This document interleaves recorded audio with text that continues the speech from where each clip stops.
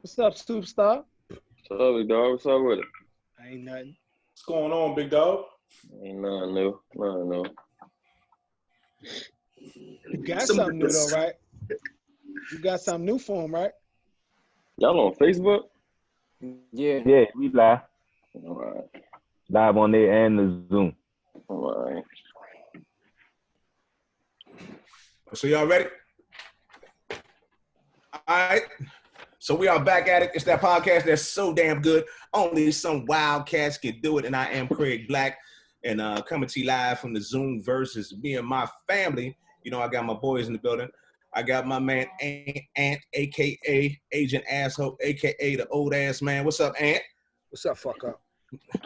Also in the building, I got my man Keith, a.k.a. Cat Daddy Keith, a.k.a. Keith the Freak. What's up, Keith? Say Black. Also in the building, I got my man Al, a.k.a. the Brother Minister. And you know something, my peoples, he is not a racist. He's not racist, y'all. What's up, Al? We live, baby. We live. Also in the building, I got my dude Dave, a.k.a. the Voice of Reason, a.k.a. Old Boy Blue. What's up, Dave? It's an honor and a pleasure to be here, Black. We just glad you made it again, Dave. We glad you here, man. Also in the building, I got my dude Glenn, a.k.a. my man G, a.k.a. he spells his name with two N's. What's up, Glenn? What's up, big dummy? He here. Salt and pepper bastard. Also in the building, I got my man Kurt. Special appearance by that dude. Kurt is in the building. What's up, big Kurt? What's good, baby? What's good? CB. And last but not least, we got my man, the money, a.k.a. the wallet, a.k.a. the sponsor, a.k.a. he pays all the bills, but we ain't got none. What's up, Dirk? What's up, Black? What's going on?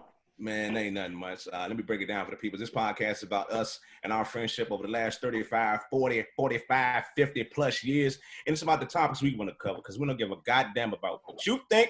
It's all about what we think. Now, in the building, you see him right there. We call him nephew, okay? But I'm going to run it down for y'all peoples, okay? One time. He's a three-time All Big Ten selection. First team 2020, second team 2019, third team 2018. He's a 2020 Wooden Award National Player of the Year candidate within the top 15. He's one of two players in Big Ten history with 1,800 points, 500 rebounds, and 500 assists. Man, he's the only player in Maryland history to lead the program in scoring, assists, minutes, steals, free throws, 3-point, for 3 straight seasons, I should say. And, man, he has started. He is the Maryland University Iron Man, starting in a consecutive 130 straight games. Won't y'all give it up to nephew one time? My man Anthony Calvin Jr. is in the building. Y'all give it up for little Ant. He is here. Good. He is here. Appreciate y'all. Appreciate y'all. Uno. Thank y'all for having me. Yo, what's up? All right, well, Ant, nephew, we just want to know straight up. I want to know. I'm going to ask my question off the top, man. When did you know? When did you sense in your basketball career? When did you sense that you were going to be on the next level of game? When did you get that sense of feeling that you could really take it to the next level like you've done in your life? Yeah, I think it was like my freshman year in high school. I went to good counsel. I was able to really play early, really be able to test my skills against older competition. In WCAC, I feel as though it's the best high school league for the best, especially basketball. And I was able to really hold my own and really play some high-level basketball starting young as a freshman in high school. So that's when I really knew I could do what I'm supposed to do here. All right. So, man, I don't know if you know this, but this podcast, it came together because of you, dude. Straight up, because of you, Ant. On this trip, we got on this 12 passenger van and we took it up to Syracuse. Oh, and that ride, that motherfucking ride right there. If we had the mics going and recording that ride right there, nephew, I'm telling you, man, that Slushy.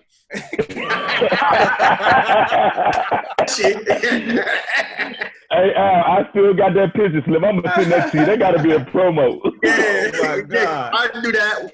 And you know why we got the FIUU is because of that dude Keith the Freak too. So don't forget about that. Don't get it twisted. Damn y'all. Damn y'all. Don't say why, Lil Ant. We'll tell you off air why. We'll tell you off air why, Slim. I had a legit reason. He had a legit reason. I don't know about legit, Keith. I don't know about legit. He missed the 3-point shot, Lil Ant. He did. Man, whatever, man. I'm standing my ground, Slim. All right, so I had to get away. I had to ask you one technical question. So we got Pops here. So I'm gonna let Derek go first. Since I ain't been in the chat, I'm gonna let Derek go first, and he asked the first question. Man, it's like family talking to you. So do your thing, man. For sure. No doubt. Lil Ant, man, we all proud of you, brother.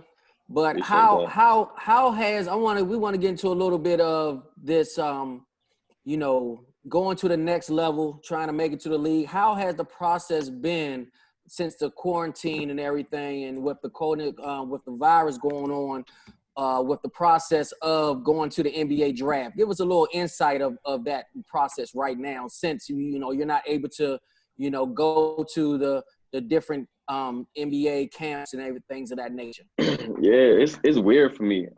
Just because you just never know when things are gonna pick up. So for me, I'm just making sure I'm not working my body too crazy, but also making sure that if that call up was next week or the day after, I would be able to go do what I'm supposed to do. So it's weird, but all I'm trying to do right now is just embrace it, and just try to stay productive. That's the biggest thing. Now, let me get a following question right quick. Now, as far as the process goes, how are they contacting you? Are they they contacting your agent? What's the dynamics of it right now? Because normally you'll be there, giving a workout for them and of that nature. So how's the process right now for you as far as the NBA draft itself? Yeah, the most they can do is we just doing Zoom calls just like what we're doing now. Okay. I'll be on calls with their top scouts. With a couple of assistant coaches, just getting them getting to know me. I mean, that's their biggest thing.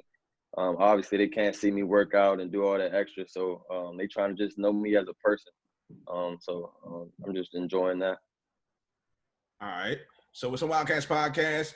We coming to you live from the Zoom version. We got special guest Anthony Campbell Jr. in the building. I'm gonna go to my man Cat Daddy Keith with the question. What's up, Keith?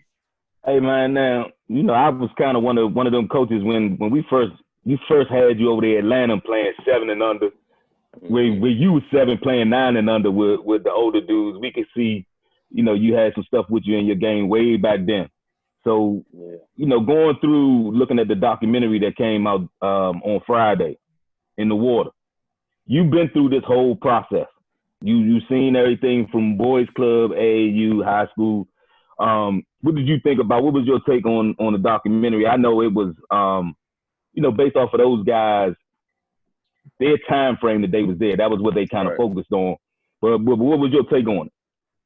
Yeah, no, I really enjoyed it. I think it really did a good job of really talking about all the different things and all the different characteristics that people from here usually have on the court in terms of like playing with grit, playing with passion, playing with just the I'm better than you type deal. Because I know that's just how I always approach the game. So I think they did a really good job in that and really describing the everyday or a lot of the players that come out of the DMV.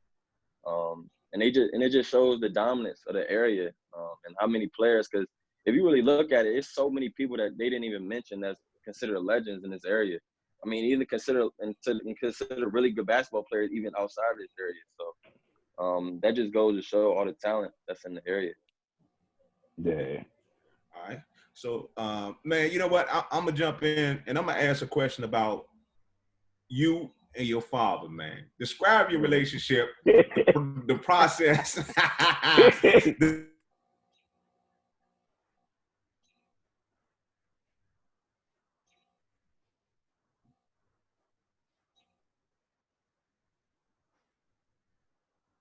But, I mean, yeah. But just explain a little bit of how, your father influenced you coming up through the ranks in basketball, making your way from, the AAU to high school to college, Yeah, me and my dad's close as hell. Like, and I feel like we always been like that. I mean, because just like if you think about it, ever since I was little, I always think about that. Like I'm thinking about all the hours and stuff we spent in the car, like driving to AAU trips, and those are the moments that I really like cherished as a young kid. Just because, I mean, just how it is. A lot of people can't say they be able to do that in terms of just being with their dad. So we just had a really close, strong bond. And then when we were younger, it was weird just because like I always felt like he was doing something just to irritate me or something like that, or he would always He Hey, was. Really? Hey, Slim, I was about to say, I remember them calls like, can you get your man? No. I wasn't. And We I remember the iPads. Yeah, I ain't say all that before just to make it sound like it was all sweet. Because in the beginning, it wasn't like that at all. It was a bunch of just bumping heads. It was just a bunch of it was always arguing about something, but it was mostly because it was all about basketball all the time. Because when we was off the court, it was always joking or something like that. But I mean, when you really don't understand like how much it really pushed you and helped you until you really get older. Because when I be in different situations, especially on the court, or even working out, and I feel like I'm not doing something, or I'm just not giving what I'm supposed to, and I always got that little voice, and it's usually him doing that, yelling or doing that. When I was little, he always used to do like this stare at me, like he always would act like you get all mad, like type thing. So I always got that little, yeah, exactly, act like you about to, you know what I'm saying? So We seen it. yeah, I know y'all did. And it's crazy just how close we are. Cause I'm thinking about it, and it's just like our personalities are so different, and like. He real talkative, like real outgoing, like he can always be friends with everybody. But with me, I ain't like that, and he always get on me about stuff like that. But no, just the relationship with my dad we've always been super close. Yeah, and I want to just expand on that, man. One of the things that I think we always bumped heads was because, and first of all, let me say thanks to my wife, my son's mother. She was a godsend because she was kind of like that catalyst and that bond between us, because, you know, early on and stuff, man, like, you know, like you said, we used to bump heads. You know, I'm like, you know, Slim, you know, you're not going as hard as I think you need to go. And he like, you getting on me harder than you get on everybody else. And, you know, it got to a point where we would literally be in the car and he would text my wife. We would be in the same, I'd be in the driver's seat. He'd be in the passenger seat. He'll text my wife. He'll text his mom and tell him like what he wants to eat. And then she'll call me and say, can you stop at Chick-fil-A or stop at some place to get him something to eat? It's like we literally right there. And, you know, and to be honest with you, and if I had to do all over again, I think there's some things I would have approached differently, because ultimately my goal was for my son and my kids, for all my kids to get my message that I was trying to receive it. And one of the things I had to learn was I had to do a better job of packaging my message and what I was trying to convey to him. But, you know, again, you know, that's a young dad, a young parent and stuff, man. And as you get older, we learn and stuff, man. And my relationships, you know, my oldest daughter is going down a similar path, but I had to change my delivery for her in order for her to be able to receive what I was trying to give her and stuff, man. And, you know, I'll be honest with you, between Boo, Dave, Keith, sometimes Jamal, a lot of times I'm bouncing things off of you guys and stuff, man. Just honestly, you guys were my sounding boards and stuff, man, where I'm like, you know, this little motherfucker just said to me, man.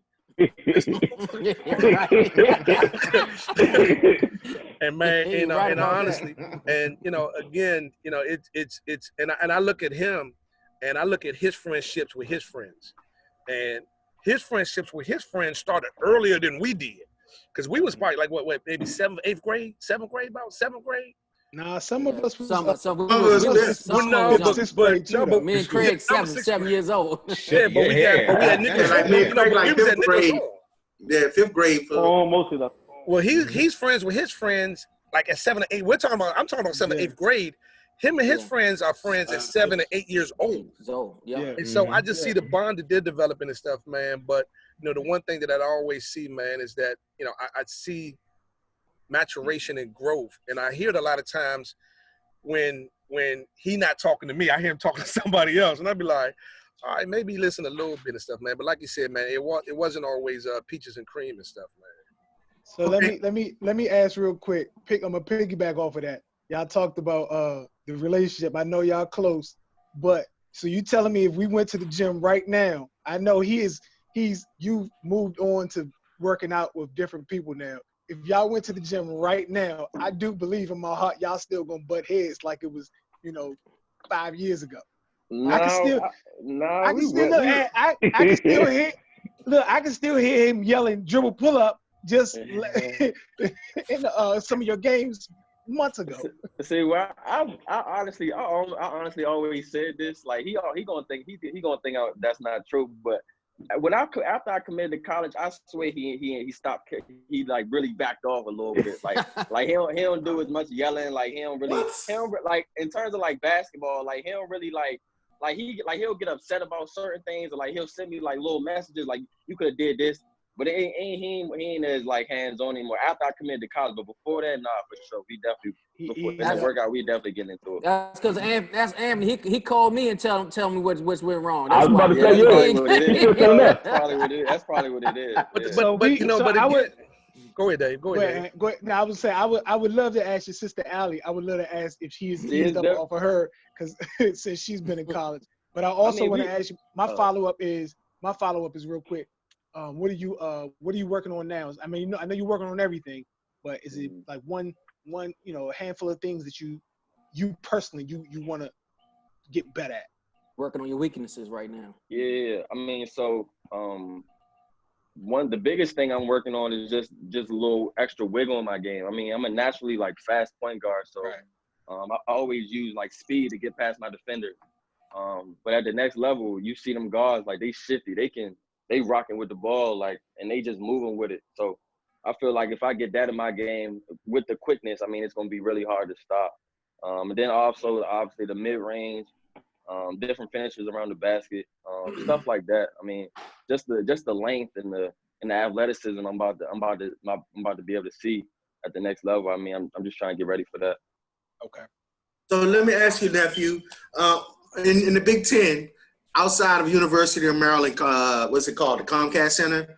What is your favorite gym to play in? Like if you go to like Michigan State or you go to somewhere Ohio State, what is your favorite gym that when you say, oh yeah, I'm about to burn this, I'm about to burn their ass up? Illinois. Okay. Illinois, yeah. Illinois, yeah, for sure. All right. So it's a Wildcats podcast. We hanging out right now with Anthony Calvert Jr. inside the Zoomverse. And I'm going to go to my man G. What's up, G? You got a question, man? What's going on? I got a question for him. Being that you're the coach, number one, in the Big Ten, how upset are you that you didn't get a chance to meet him in the tournament? I'm sorry. Say it one more time. You kind of low, Glenn. I said, with being you coach, number one, in the Big Ten, how upset are you that you didn't get a chance to meet Michigan State in the tournament, in the Big Ten tournament? Yeah, I mean, I wasn't tripping for it. I mean, I honestly think this time, with the whole pandemic, whatever how you say, the coronavirus going on, I was able to really come to peace, especially with the whole college basketball thing, and not being able to go to the tournament and all that. So I mean, all the way I look at it is that I was able to go out on top, go out and bring the championship to my school. So as far as college basketball goes, I did what I was supposed to.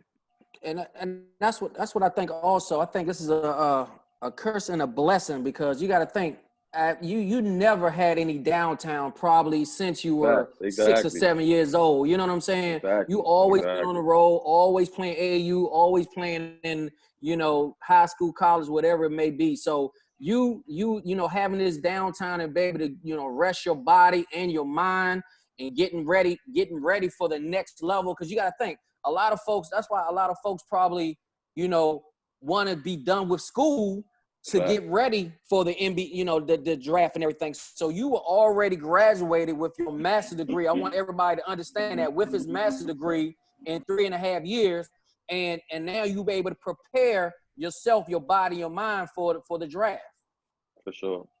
But I wasn't able to finish my master's just yet. I probably still come back and finish it, but I was able to get my my bachelor's degree in 3 years for sure. Right. Yeah, undergrad for sure. I got a question. One of the things I took when I was listening to the In the Water was you listen to like the Quins and how he was able to lean on Nolan and some of the old heads. Who's your OG? Who's that person that you could call that's kind of gone through some things in terms of the league or high-level college basketball that, you know, that you can kind of bend their ear to kind of get some insight on things? Who's your OG? Yeah, I mean, you know me. I ain't really big into all that. Like, you know me. I be trying to see. I would just be trying to thug it out by my. I mean, and it's nothing wrong. With, you know what I'm saying? Yeah, I'm saying there ain't nothing wrong with, you know, having people in your ear and stuff. But I'm the type person. I just want to thug it out myself. See what let them lay what they supposed to. I mean, I wasn't never really wanting to call them. How was your experience with that? What did you do? Because I'm gonna end up doing something different anyway. So that's just my take on it. All right. It's a Wildcats podcast coming to you live from the Zoomverse. We got my man Anthony Calvin Jr. in the building, nephew, NBA prospect. And man, I want you to settle a little argument we had probably like 5 or 6 episodes ago. And I want you to listen to me. And before these dudes, your uncle, start chiming in, I want you to hear my question and you answer my question before these Negroes start to yell their answers out. Okay, I want to get your opinion, sir. All right. Hey, young, it's a setup, young. See, he jumping in there now. Shut up. All right. And all right. So if you had a chance, if they said, "Hey, you know what? We're gonna go ahead and let all the players come back, and y'all can play the 64 games." If they'd have did that with nobody in the stands and nothing like that, would you have done that, little Ant? Would you have ran in and played that 64, that 68, whatever teams in that tournament with no fans? And I would. I definitely would. Because he's a hooper. Yeah, that's what I'm saying. Vindicated. That's what I'm saying. Like, are you vindicated? I just got off death row, Kurt. Not saying what you said. I just got off death row, Kurt. You know, and I was trying to explain to these dudes, and they try to say, because I personally have an issue with the NCAA, and it has nothing to do with you, sir. But that's some deep down shit that I got going on.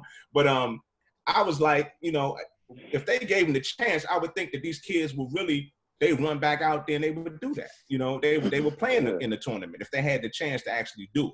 And you just confirmed that for me, and I appreciate that. I really appreciate that.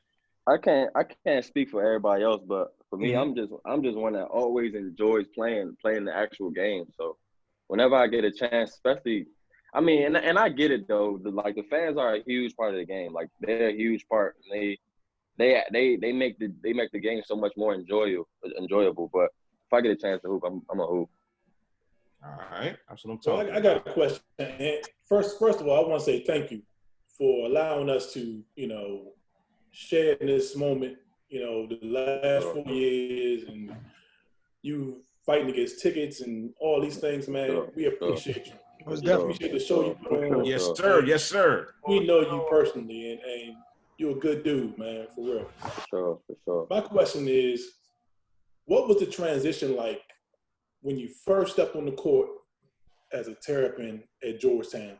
When y'all played Georgetown? Oh, yeah. You know, when did the game slow down for you? You know, when you get to the point where you're comfortable and you're like, oh, man, I can go past this dude. I can get my joint off. When was it like the 5th game when things started slowing down? Was it the first year? When did things slow down for you and you felt comfortable? Like, I belong here and I'm gonna blow these dudes' doors off. When the nigga stood up on the table down the Verizon Center talking about this my city. Nigga, you knew what it was. Nah, actually, I ain't never told nobody this, but my first time, like when we first was playing Georgetown, that game, I remember stepping on the court after they did like the starting 5 and we about to walk over to do jumbo. I'm starstruck. I'm like, ain't no way, like I was the ball boy for them like a couple years ago. Like I was the ball boy for Georgetown, like looking at the game behind the little barriers and shit. Now I'm walking on the court like about to play against them. It was crazy thinking about it.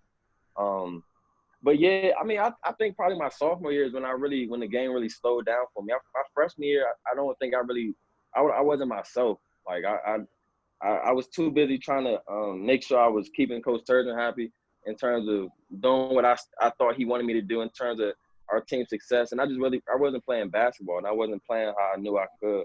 And then sophomore year, Melo obviously left. And I had to step up. And I think that's when I really transitioned and started being that high level point guard I wanted to be. That's real. That's real. That's real. All right, so Wildcats Podcast still hanging out with NBA prospect nephew Anthony Cowan Jr. And man, I want to know your relationship. You just mentioned Turgeon. Explain to us your relationship with Coach Turgeon, man. Break it down for us. Yeah, I mean, Coach Turgeon, he was another point guard, just like myself. So in terms of my development, I really think he did help me develop different things that I needed to add into my game. And I think he pushed me to definitely, in terms of the leadership role, get better in that. Coach doesn't talk that much. So it wasn't too much of a personal relationship, I would say. But we were still close. We would still be able to talk about different things. But he definitely helped me in terms of my development, in terms of just me seeing different things as a point guard. So yeah. All right. So it was a up and down relationship a little bit, or yeah. So my freshman year, like we really didn't see eye to eye, like some stuff. Like he started me, so I guess it was something I was doing right, but it would still be different stuff. I was like, he would tell me to do, and I'm like that's not what I do. Like, so I had to adjust, and I think he had to adjust as well. So after we kind of made those adjustments, it was smooth sailing. All right. Sorry, let me ask you another question, nephew.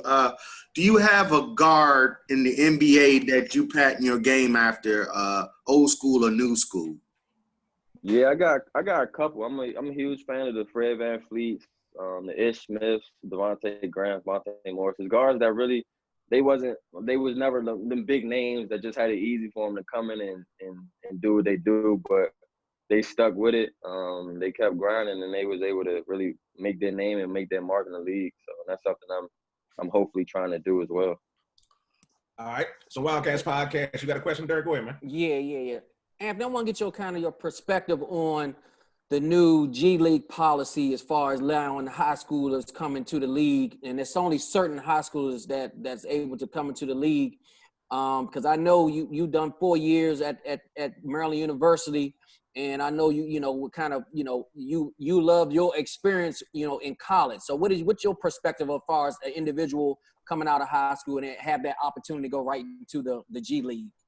Yeah, I mean, I think they should have that ability. I mean, in terms of NCAA not allowing kids to get paid off for their name and their likeness, I mean, I think that's definitely cutting the kids short. I mean, I get the whole academic things and allowing them to be able to go to school for free. I get that. I really do.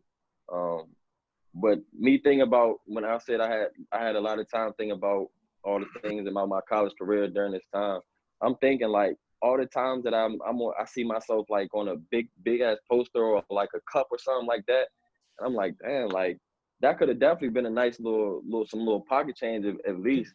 Right.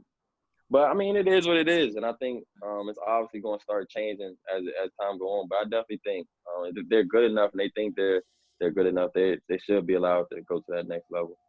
Right, because you could have had some signing sessions, a long line, getting paid $20 a signature. Yeah, fact. Easy, fact. It's a fact. Some good money. What?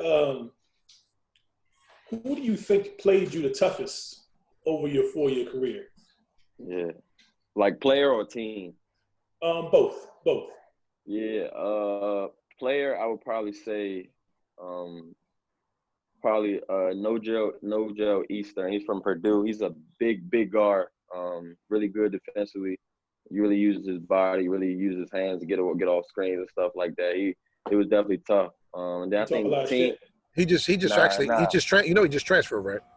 he just transferred. He's going to Michigan. Yep. And then the team, I'll probably say, is Michigan State. They do a really good job on reading their scouting report.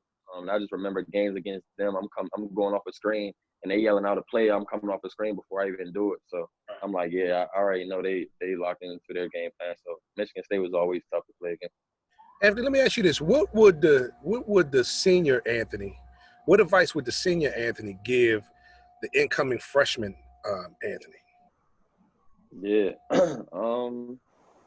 just do what you do and don't be scared to speak up. I mean, I think as a freshman, I was super hesitant to speaking up, even when I saw things that that hurt our team a little bit. I think in college basketball, a lot of times the team is looking for a leader. No matter if you was a freshman, sophomore, junior, senior, they looking for somebody that can help lead. And I could have been that, being a starting point guard. I think I just wasn't as loud as enough and not as assertive enough as I suppose as I wanted to be.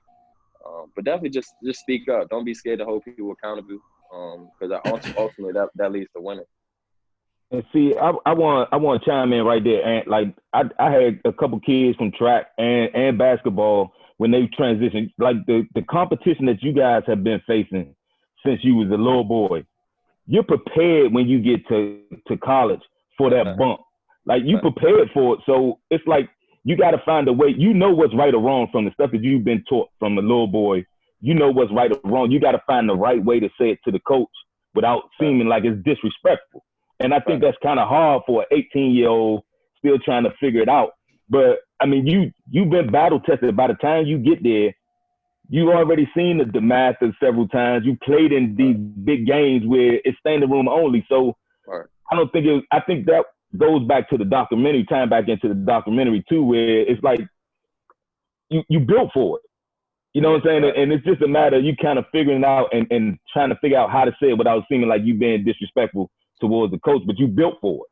No, that's a fact. And I think the one thing I took from college is you can't overlook the little things. So I just think about stuff that my dad had me doing, and like the stuff that like he did, like when he was coaching me, like little things like when you about to bring it in for a huddle and you run in for the huddle, you don't just walk. So like that's the thing in college, like they'll get on you for it. So it's like little things like that help me transition easier. All right. It's some Wildcats podcast. We're hanging out with nephew Anthony Calvert Jr. And on your Twitter, man, you know we follow you, man. We saw that Cassius Winston threw up here, Michigan State. He threw up here that you're the toughest to guard, man. So what is your relationship with Cassius, man? Do y'all got a relationship off the court a little bit? I mean, because he giving you some good praise there, you know? Yeah. I think it's just we have a good relationship. Like we talked a couple of times since the season's over. But I think it's just a respect level in terms of both of us being really good at our craft. I think obviously I get the same respect to him in terms of him just killing college basketball for the past 2 years. I already respected him off that. So I think that's all he was doing was there, just showing the respect. And I agree. I'm a tough guy. So. Yeah. Confidence, baby. So, Evan, why don't you tell us a little bit about some of the other things that you're doing off the court of stuff, outside of basketball, but it's indirectly related to basketball? Yeah, starting my own podcast. I actually got a first couple episodes coming up. It's funny I bring up Cassius. I'm gonna actually have him for my first real episode coming up soon. I'll probably do it this week. One Stop Podcast. Yeah, I'm doing it with my team, my old teammate. Yeah, we gonna get that going pretty soon. Where can they find that podcast at? Where's that, man? Yeah, it'll be on Apple. It'll be on Spotify. We got social media. Just follow us on One Stop Pod. We got Instagram. We got Twitter. We gonna send updates through there. So go follow that. I don't know about the rest of these dudes, Lil Ant. My schedule's wide open. If you need me, come on. Be a commentator. I'll let you know, man. My schedule's kind of open. I don't know about these other cats, man. All right. For sure. Some Wildcats podcast. Hey, we talked about respect. You got respect for some players, but man, come on, be real with us, man. Who was that asshole, Lil Ant? Who was that player out there on that court? Come on, man. Yeah. Come on, give it to him. You ain't gotta say his name. Just say the team he was on. I mean, honestly, to keep it honest, like nobody ever talk trash to me. Like when I'm on the court, like nobody ever like it maybe be like a little quick bump or something, but it was, and then I'll start talking, but it was never like, you know what I'm saying? Like it was like back, like just talking all the time. I think it wasn't no little Gary Payton out that motherfucker. Nah, that's what I'm saying. You were the Gary Payton, huh? And that was what I was gonna say. And I had to see him on the offense. You were talking shit. But it wasn't to like where I really wanted it to be, because you know how college basketball, even in the NBA sometimes, so it's soft now, so you can't really do, you know what I'm saying? Like you can't really talk or say too much. So, but I ain't really, nobody ever really said nothing to me. They had to play defense. They had to play defense on the other end. They didn't want to say too much. No, nobody really said nothing for real. Exactly. Man, I wanted to hear somebody. Okay. All right, this is Wildcats Podcast. You know, the youngins, I guess, I don't know, we come from, I guess we old school. We come from the days of, you know, talking shit. Getting in your face, ready to smack.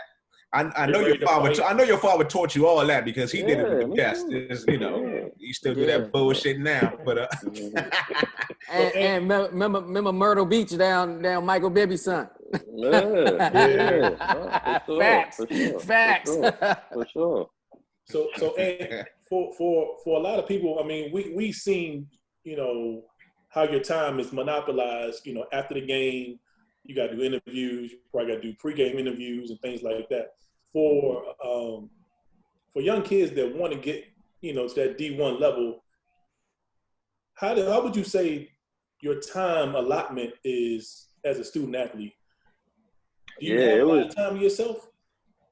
I mean, it was a little different throughout my years because my freshman year was hard. I mean, I think it was probably the most work that I've done in my life in terms of the papers and all that extra stuff. And I took a lot of summer school classes as well. So it was a lot different at first, but I had to adjust. I mean, I was able to really lock in my academic advisor, Taja Harris. She really did a great job in terms of really just laying out my schedule and giving me all the help I needed. So I was okay on that standpoint. I'm talking about also as far as, you know, practice time. You know. Oh yeah. So yeah, I mean, and I mean, they did a really good job here, making sure we go to study hall, making sure that we do all we're supposed to do to make sure we get our books in order. But now I think it was different because in practice with us, we sometimes go twice a day.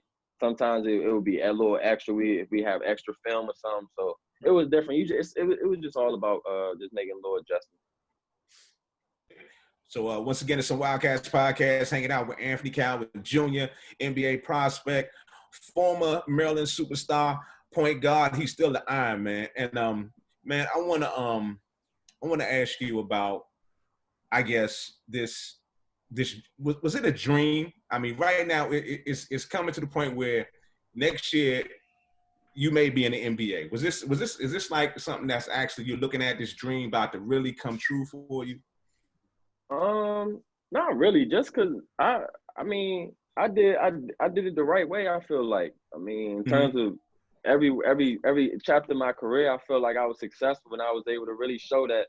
You know what I'm saying? I played at a high level. So I mean, I think I'm just reaping the benefits from it. Just them hours and all them hours and hours of working out. And y'all know how I was. Like I was in the gym. I was always, you know what I'm saying, doing something to try to get myself better. So I think right now I'm just reaping the benefits for real. All right. So anybody else got a question? I'm gonna go to my man Old Blue real quick. What's up, Dave? You got a question, Dave? I don't got a question. I just got just want to talk about like one of my memories. Like one of my favorite memories was when you were actually in high school. I think when Derek was just talking about Myrtle Beach. Was it the Myrtle Beach tournament where you guys were playing like the number one team in the country or 1 to 2 or something like that? Number one team in the country. It was amazing. Like Kurt was saying with us watching, following your journey, it was amazing to see you go down there and up here watching it on TV, listening to the announcers go from whatever that team was. All he talked about was that this team. Cowan kid? Yeah, and all he kept saying was, "Who is this Cowan kid?" And like every time he spoke, he would be like, "Yeah, such and such did this, but this Cowan kid." You know, it was just amazing just to watch you play and to watch just that transformation, just watching this announcer, just every other words, like, who is this Cowan kid? And I believe, didn't you get the MVP?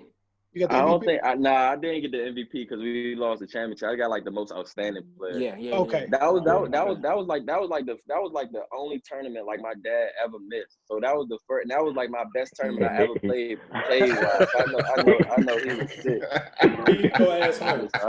I was there. I took his spot. I was there. Don't worry about it. I covered it. Because hey Dave, you heard the same thing in the stands. They like, where y'all from?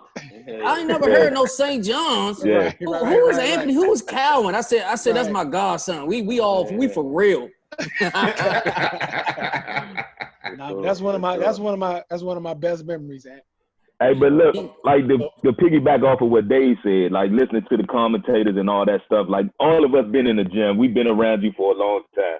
So I remember how much your father used to get on you about walking the ball up. Nigga, stop being cool, blah, blah, blah. Yeah. And then to hear all the commentators talking about how you a blur and all the stuff that he used to harp on you about, that was the stuff that you got the most praise for. It was like, when did you realize, or when did it start to kick in that, okay, damn, maybe what he's saying is, let me try it instead of fighting and pushing back? Yeah, I mean, I always knew it. I just always was fighting it. I mean, just because I felt like he was always giving me that extra that it was unnecessary. I always knew it.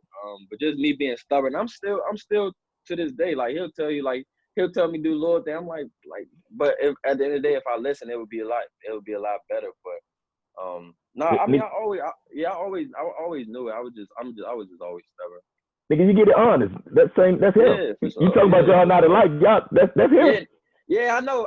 We definitely got similar characteristics, but there's definitely some things we definitely different on. But yeah, for sure. All right. So it's a Wildcats podcast. We're still hanging out with nephew Anthony Calvin Jr. Man, I want the people to know, man. What did you got your undergraduate? What is your degree in, man? It was in communications. Communications. All right. So and also I want to do it a little one time for the youngest. So what's in them headphones, man? What you rocking with in your earbuds, man? Who you listening to right now? Yeah, so I'm doing a little Roddy, a little baby. My cousin Marty Moore. Those are three I'm really bumping right now. Mm-hmm. All right. And trust. Other than Marty, they might not know some of them other names you named. Old heads. Exactly. Hey, we need to experience some of that, man. You ever listen to that dude Trippie Redd? Nah, I ain't really my style. That ain't your style. How about Uzi, Lil Uzi Vert?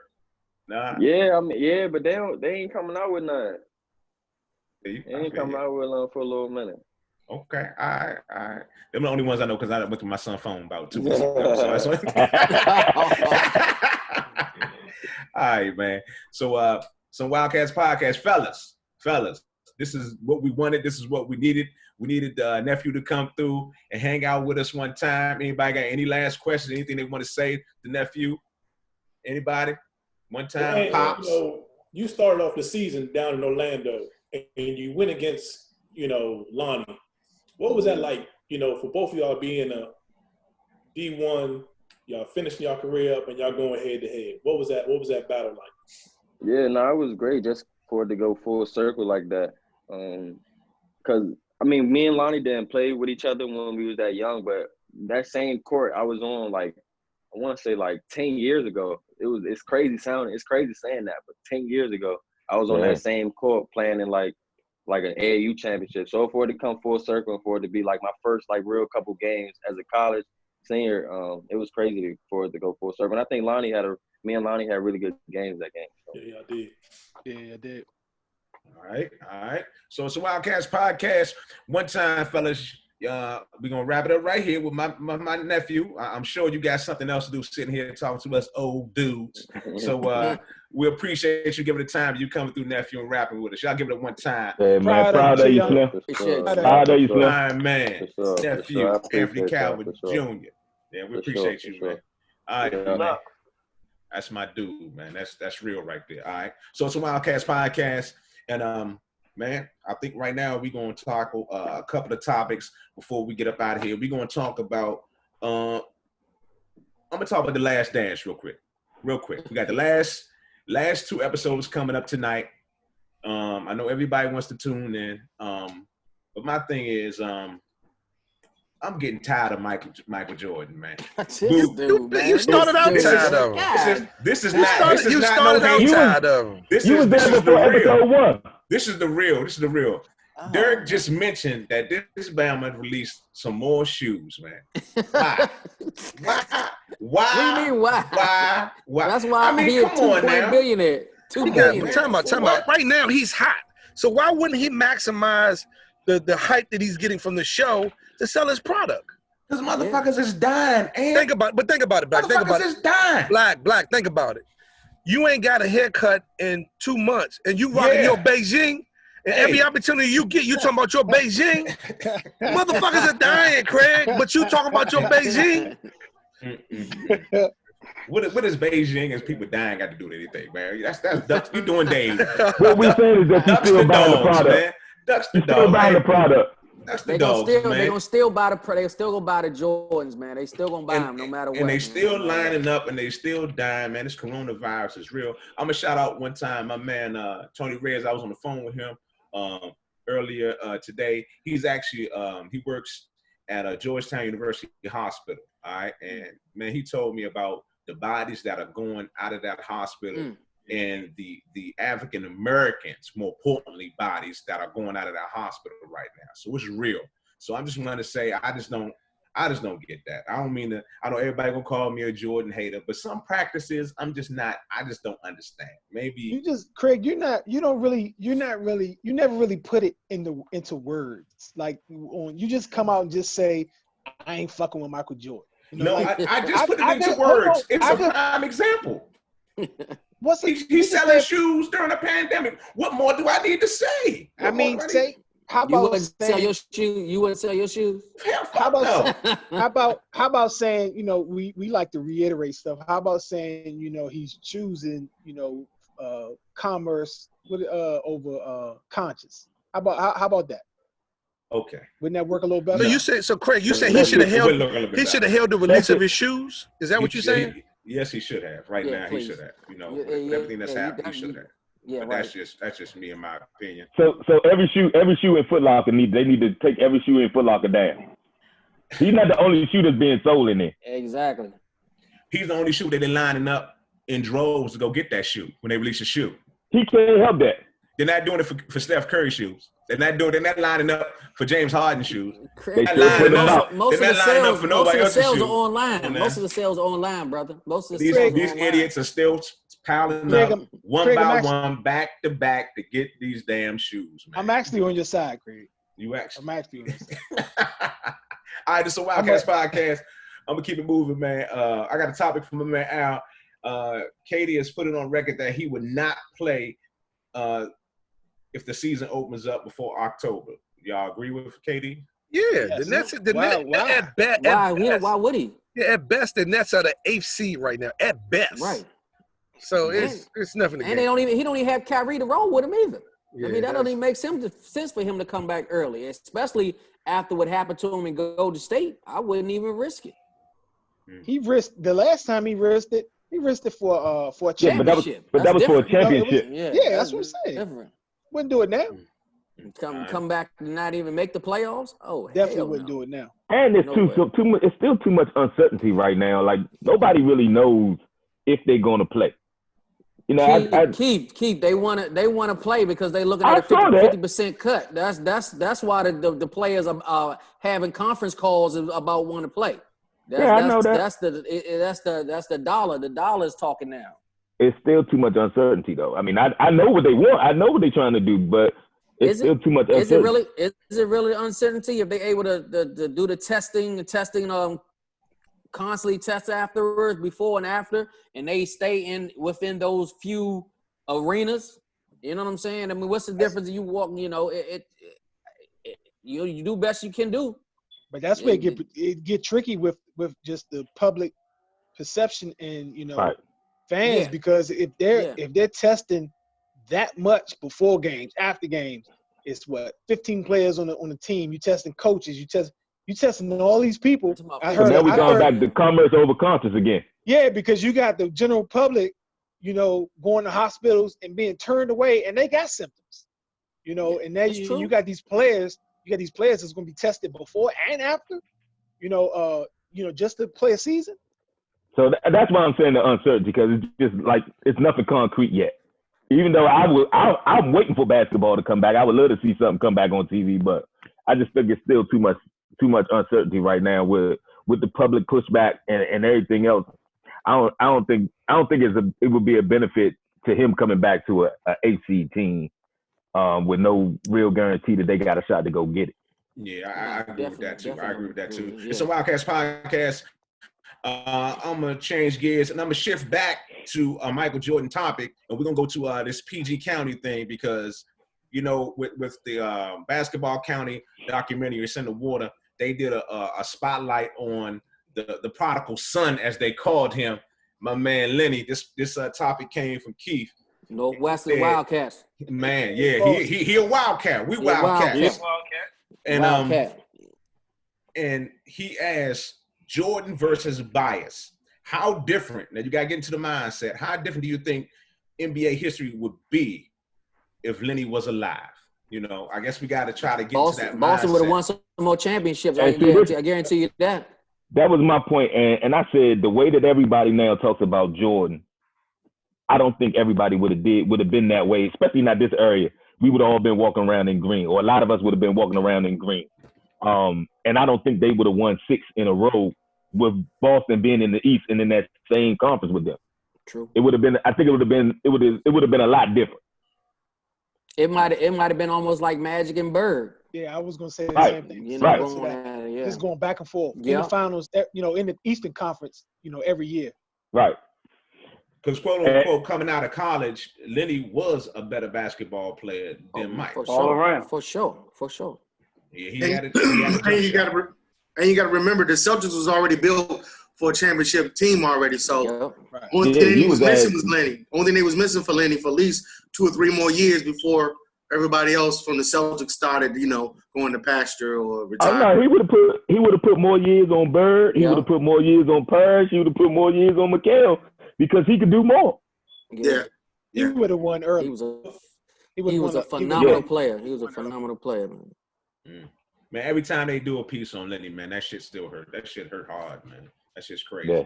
All right, man. That's one of us. That's one of us. That's why. All right, it's a Wildcats podcast. Still hanging out in the Zoomverse with my crew right now, and I'm gonna switch gears and go to some entertainment, some crazy shit here. Lil Boosie badass. All right, he put up a post on his IG page. Man, I love Lil Boosie, but this one right here. But he's talking about a grown ass woman giving his son and nephews, who are 12 and 13, head, y'all. Topping his son and his nephews off. He's talking about this is what he did. Am I correct, Keith, for his nephews and sons? Yeah, that's what he did for them to get them. He got strippers or something. Didn't he get some strippers for him or something? Yeah, to make sure that they don't become not turn to go the other side. You know what I'm saying? To make sure that they don't be gay, you can say it, man. There's no problem with saying it. Make sure that they would make sure that they was getting it. He made sure that they got their first piece of action on his dime. You know what I'm saying? But I think still at 12 and 13 years old. That's way too young, man. That's statutory rape, whether you look at it. You know what? He could get locked up for some shit like this for real. He needs to. You know what I'm saying? He could go to jail. He already a felon. But look, what the hell does he think he's doing? He stood by his decision and his stance, and he said he would do it again. He made sure that they knew. Yeah, I hadn't heard that one. You could have kept that news to yourself. Yeah, we don't want to get too much time to that one, man. We don't want to get too much time on this one, man. It was all over IG, man. It's big. And he was actually put in as the FIUU candidate. That's why he was brought into the fold for that. He ain't going to college. He going to fucking jail. That's funny. Craig, was that on our list of topics? Yeah, well, it was a late submission. No. It was a late submission by because Keith, you get on us every week about sending topics in and I'm just trying to figure out well, Dave, you're late all the time. That was the updated version of topics. That's not the point. That's not the point. That's not the point. Keith sent it through, sir. Okay, all right. You weren't. That is the point. You were late. Why are you looking like Papa Smurf? All right, man. This is a Wildcats podcast. Hold on, Derek. It's sensitive season. And right now, using my shit, right? You want to use my shit. And right now, we got to get to the part of the show where everybody comes here for, man. It's all about the FIUU candidate of the week. And I believe we got 2 people that we can give it to. No, we got one. We got one. No, we're gonna give 2. Oh, yes, we do. Craig Black. Hey, Black, hold up. Black, Hold Black, up. I didn't give. Black. Go ahead, Dave. Give it to him, Dave. Craig Black. Craig Black is muted. It's Craig Black. You know, Black is if I get it this week, we're going back to last week for Ant not letting us go live. All right, man. We're gonna have a mute warning. The mute was perfectly timed, man. It was perfectly timed. Oh, man. Hey, man, so who we got? Who we got? Ain't nothing funny about last week. We got a couple candidates because they ain't see us. Shit. We got a couple candidates. Our first candidate is James Harrison for allegedly lying about getting money, getting paid by Mike Tomlin for a bounty for putting a hit out on somebody, and he said it was an envelope. It was an envelope. And that's then he tried it. Then he tried to take it back. That's the problem. You know, if that's what happened, that's what happened. Well, that's them, them fucked up Pittsburgh Steelers anyway. You know how they are. Slow down, Cuzzo. Slow down, Cuzzo. Most dysfunctional franchise. Yeah. Slow down there. Oh no, they got some turbans on there, man. So it's gonna be they got turbans and they got Tomlin. So it's kind of hard. Right. Y'all gotta slow down. Y'all got a receiver right now that just got locked up. Be careful now. Allegedly. And the other candidate, I think we got to put Boosie Badass in the round. He got to be seen in the FIU candidate. Nah, that dude ain't making it to college. He going to jail like Anthony said. He's making it to college. Oh no, we gonna send him the offer.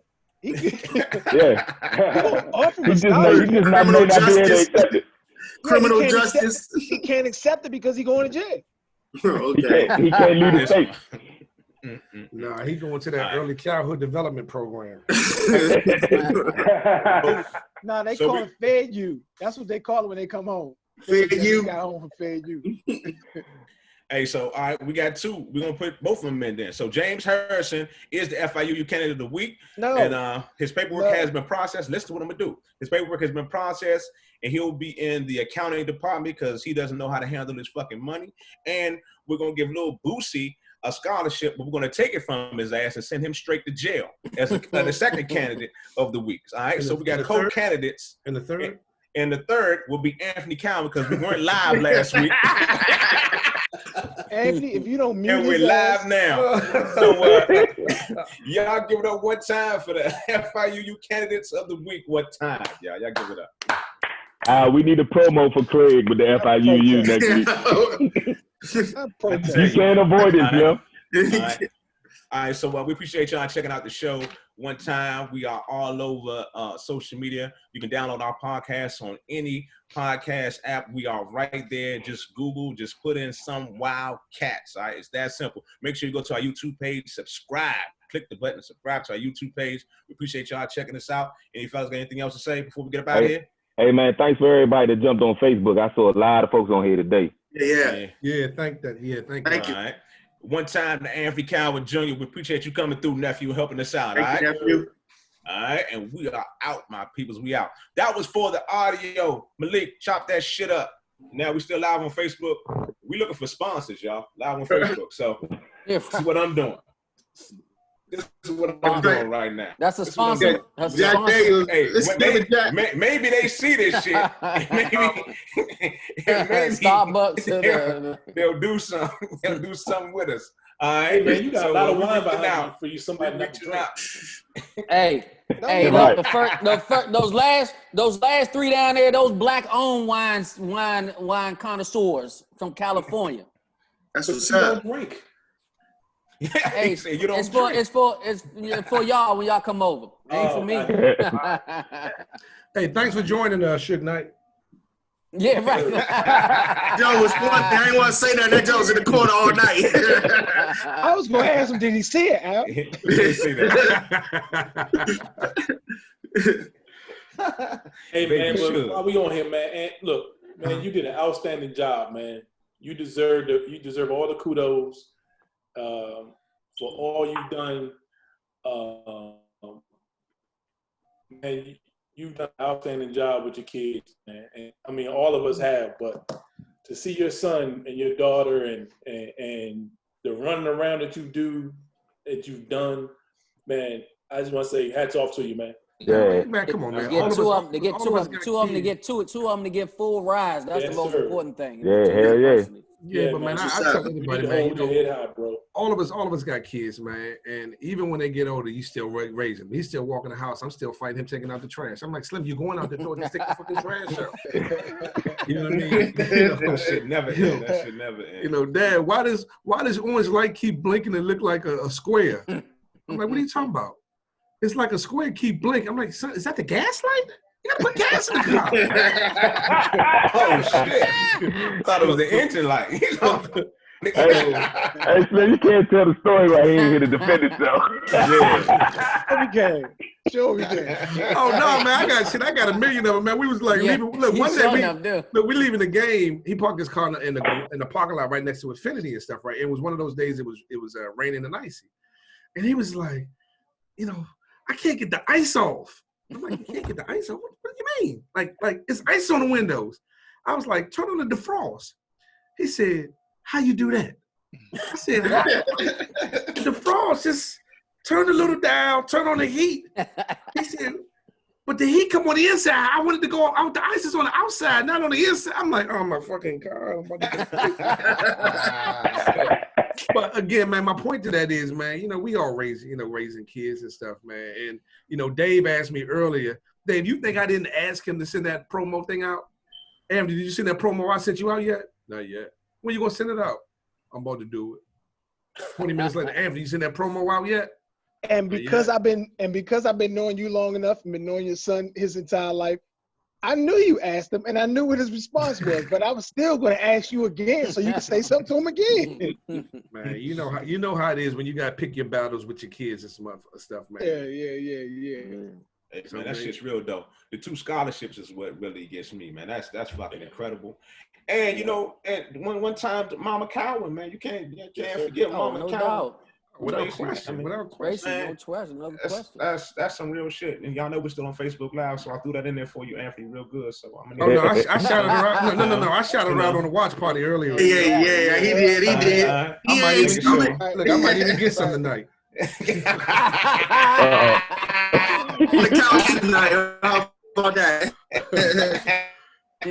Couch. That's real. Yeah. But I think just living through and watching, because a lot of people in this group had some real hoop dreams, you know, growing up, trying, you know, and watching Lil Ant. I know a couple of these cats was living through him vicariously, watching his journey. And I know how that felt. About? We not finished. Oh, come on. One of these dudes need to give it up before he. We not finished living through. We not finished living the dream through him. MCL. We not finished living the dream through him, man. Okay, I thought you mean you ain't finished on the court. My bad. No. He ain't finished on the court. His journey not done. That's what we talking about. I'm talking about your journey, Mr. The Wallet. That's what I was talking about. Oh, I still get the hoops, man. I still can get it in. Don't get it twisted. That's right. Don't get it twisted. Yeah, them 41 points in that Kenner League. 5, Mike. Yes, sir. 41 points. Tell them, Keith, we used to get them buckets. We used to get buckets. No, they act like they wasn't there with us. So I ain't even gonna go into it no more. I wish Bags was here. They got amnesia. We can start that argument back up, Dave. It don't do justice without Bagley on here and stuff, man. And without Tony, without Bags. Oh my God. If we could take the group me check and put it. That's just like the podcast. But that's just like the podcast. He was at some games and he wasn't at a lot of games. That's what I'm saying. You know what I'm saying? He only gonna choose a few. You know what I mean? That's so.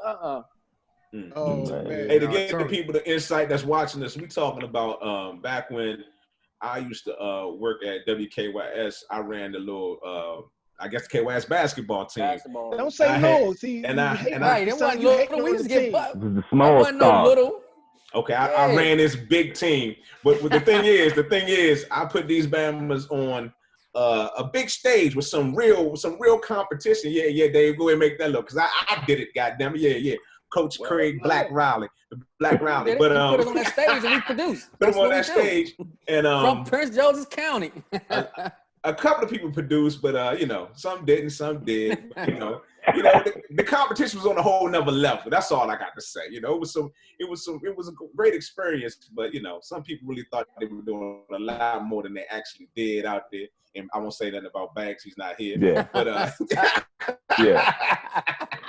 I only witnessed one person really put it up. I got to shout out mine one time because the story goes when we was at Springbrook High School. Blair. That was Blair. It was Blair. Blair High School. We had another a superstar from Maryland University by the name of Steve Francis and my man Kamani Johnson, and Glenn's little brother actually stopped Mr. Steve Francis from dunking. I mean, blocked that Bama dunk, and from there, the game got real out there. It got real. Now you gotta think. They had a few some other dudes with him from Maryland. What was the center? I mean, it was man. So you know, it was packed house, and it was real. But the legend because I wasn't at the game, but as the story is told, the legend was like Craig said. Once they realized y'all did some positive things, like Monty got a dunk, Derek hit threes, they was like, oh, this was for charity. These niggas serious? The legend goes, they put their hammer on y'all after that. Moochie throwing the ball off people's forehead. They only won it when Steve hit a dunk. Steve hit a dunk at the end of the game because I came down and hit a three and we went up by 1. And then he came and hit a third and dunked the ball and won the game at the bus. But yeah. You know what? I ain't gonna lie. I gotta give him his props. You know, old Waller was on fire a couple of games when it mattered. That's all I got to say there. That's all. Hey, it is what it is. A couple Keith games. Was riding with me. Keith was riding with me. You know, I ain't got to say nothing. We know exactly who let everybody scoring every game. He was a high gun. He was the gunner. He was the gunner. You know, was the higher gun. The gunner. T25. Like Abby said, this would be much better if Bags was here. Because he gonna throw some sun on it. Man, you gotta know your role. You gotta know your role and be a star in your role, man. Be a star in your role. Look, can I go in there? Can I go in there? I'm like, shut up, man. Wow. All right, fellas. Well, now, man. Hey, take us. All right. Well, check out our podcast, y'all. Check it out. Check out the podcast. Check it out. The finalized version to be out when? Wednesday. Right. Go to our YouTube page, damn it. Go to YouTube. Subscribe. All right. We're not live no more. I'm stopping the recording now. Nope. I'm stopping the recording now. Boom. All right, we'll holler at you.